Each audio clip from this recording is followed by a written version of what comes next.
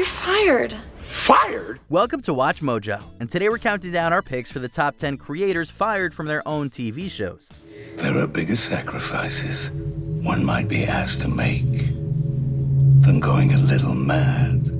For this list, we'll be looking at creators of popular television series that were allegedly let go for various reasons. As is often the case with these kinds of stories, there's often a lot of conflicting and/or unconfirmed reports about whether people were dismissed or they left on their own, but there isn't always a clear-cut answer. We've tried our best to get the most accurate story available. We won't be including any amicable exits, such as Aaron Sorkin's departure from The West Wing. Know of any other creators who were unceremoniously dismissed from their positions? Share with us in the comments below.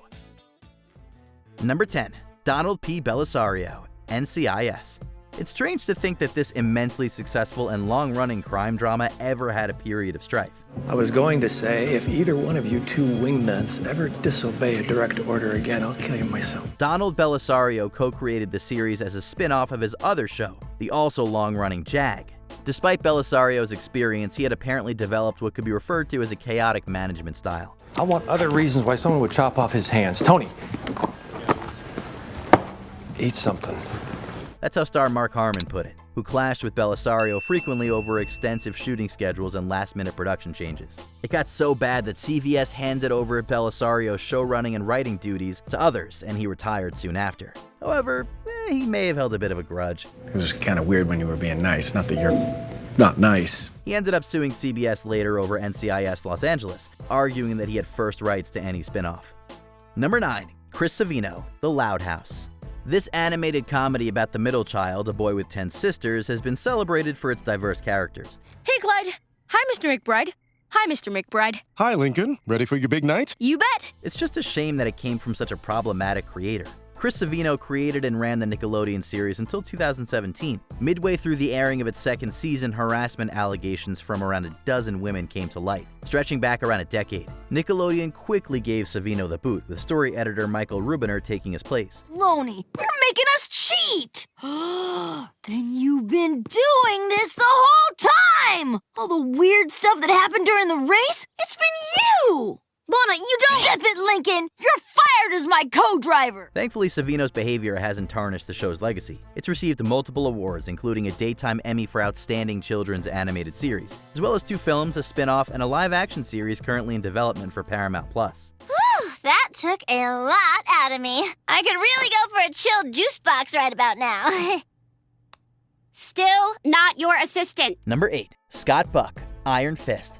Leading up to Iron Fist, it seemed Netflix and Marvel could do no wrong. Daredevil, Jessica Jones, and Luke Cage were all well received. However, the debut of the 4th hero was met with harsh criticism from both fans and critics alike. And what do you want?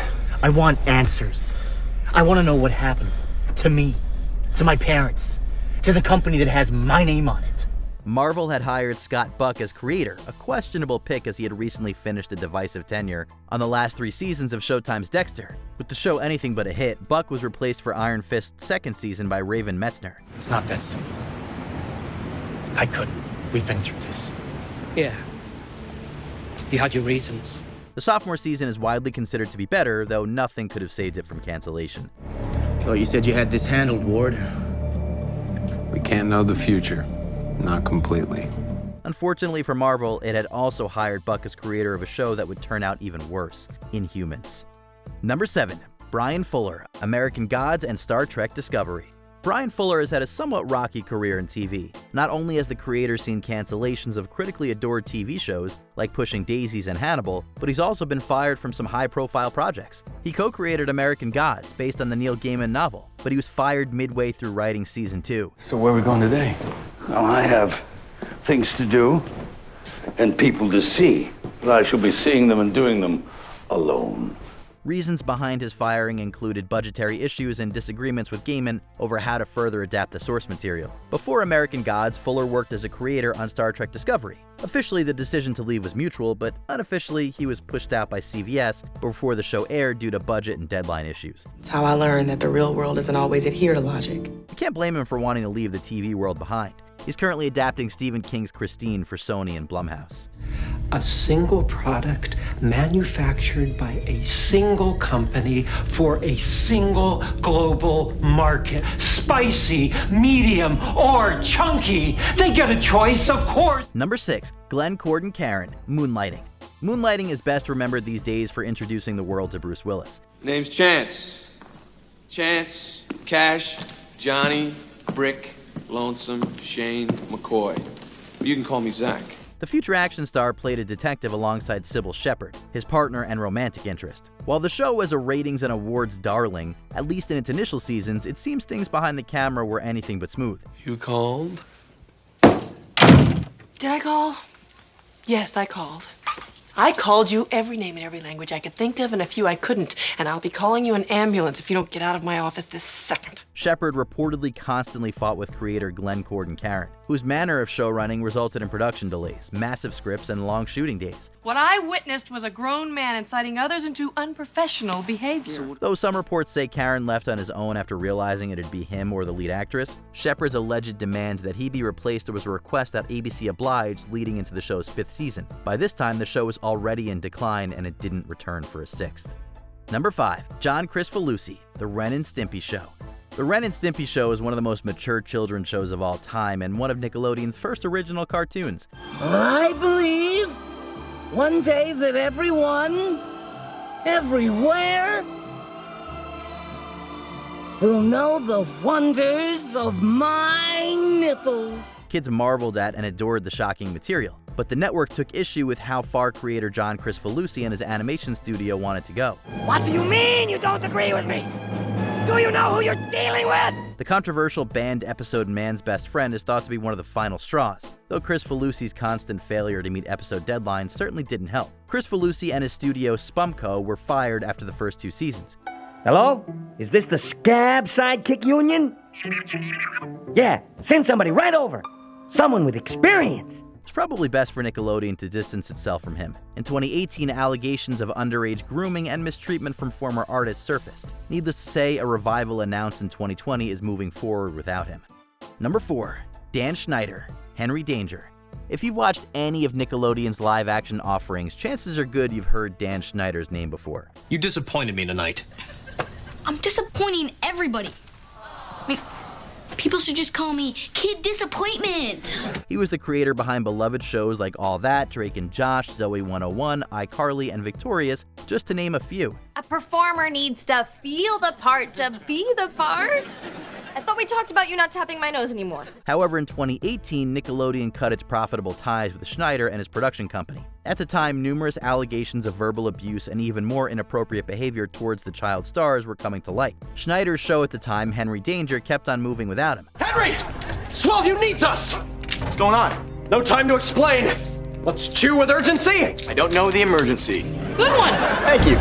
Schneider has of course denied any allegations. However, iCarly star Jeanette McCurdy's 2022 memoir tells a different story and claims Nickelodeon offered her $300,000 of what she believed to be hush money. Number 3. Frank Darabont, The Walking Dead. The Walking Dead became one of AMC's most profitable shows, scaring up plenty of high ratings and several spin-offs with more on the way. Do not enter the city. It belongs to the dead now. However, the series left its creator behind a long time ago. Frank Darabont, known for directing several Stephen King adaptations, including The Shawshank Redemption, adapted Robert Kirkman's comic series for the small screen. She's here. Don't look. Get away from the windows.